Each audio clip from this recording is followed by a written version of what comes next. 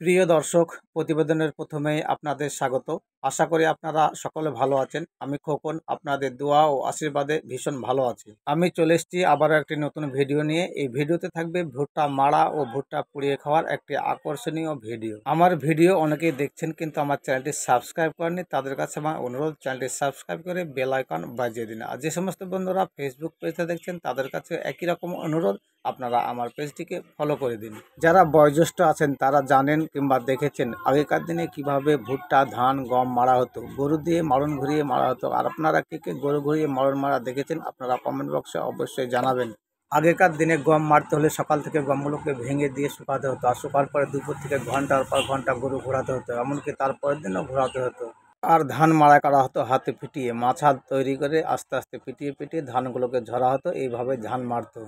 আজ থেকে 16-17 বছর আগে আমাদের এলাকায় কীভাবে ভুট্টা মারা হতো আপনারা শুনলে হাসবেন। আমরাই করেছি। আমাদের বাড়িতে সিডি টিভি চালিয়ে পাড়া প্রতিবেশীকে জড়ো করে হাত দিয়ে পেরেক দিয়ে আস্তে আস্তে ছড়িয়ে ছড়িয়ে ভুট্টা মারাই করেছি। আগেকার দিনে ধান, গম, ভুট্টা মারার গল্প শুনে হাসছেন, একদম হাসবেন না। ওটাই ছিল বাস্তবতা আর একদম সত্য। ওইভাবে ধান, গম, ভুট্টা মারা হতো।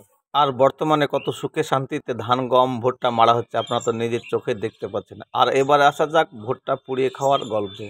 আপনারা কে কে এভাবে ভুট্টা পুড়িয়ে খেয়েছেন অবশ্যই কমেন্ট বক্সে জানাবেন। এধারা ভুট্টা মারার কাজ চলছে আর আমি বাচ্চাদের নিয়ে মজা করে ভুট্টা পোড়াচ্ছি। ভুট্টা পোড়াচ্ছি আর বাচ্চাদের নিয়ে ভীষণ ভীষণ আনন্দ করছি। আপনারা বাচ্চাদেরকে অবহেলা করবেন না, এরাই দেশের ভবিষ্যৎ। আর এদেরকে সুশিক্ষায় শিক্ষিত করে তুলুন। এরা সকলে যে চাকরি পাবে, মাস্টার, ইঞ্জিনিয়ার, ডাক্তার হবে তা নয়, প্রকৃত মানুষ করে তুলুন যা মানব সমাজকে সামনের দিকে এগিয়ে নিয়ে যেতে পারে।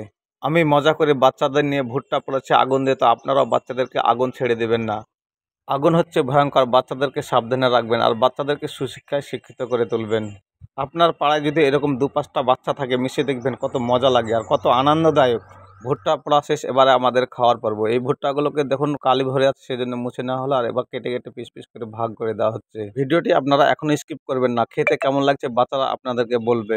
ভুট্টাগুলো টাটকা পুরানো, গরম হয়ে আছে আর হাতে তাত লাগছে, মনে হচ্ছে হাত পুড়ে যাবে। আমি তো শেষমেশ ভুট্টা ছেড়েই দিলাম, দেখুন প্রচণ্ড গরম তাই। ভুট্টাগুলো কাটা আমার শেষ হয়ে গেলো আর এখানে তো কত সুন্দরভাবে ভুট্টা মাড়া হয়ে পড়ছে আর ঝকঝক করছে, একদম শেষ ফিনিশিং।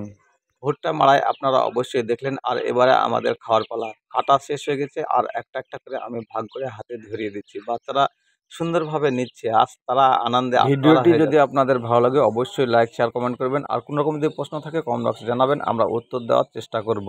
যদি মনে করেন বন্ধু বান্ধবীদের ভিডিওটি দেখাবো তাহলে একটি শেয়ার করে আপনি রাখতে পারেন। কেমন লাগছে ভুট্টা পুড়িয়ে খেতে? Heavy fresh up. কেমন লাগছে সবাই বলো? হেভি। ভালো লাগছে? হ্যাঁ। এমনি কাঁচা ভুট্টা পুড়িয়ে খেতে ভালো লাগে? হ্যাঁ।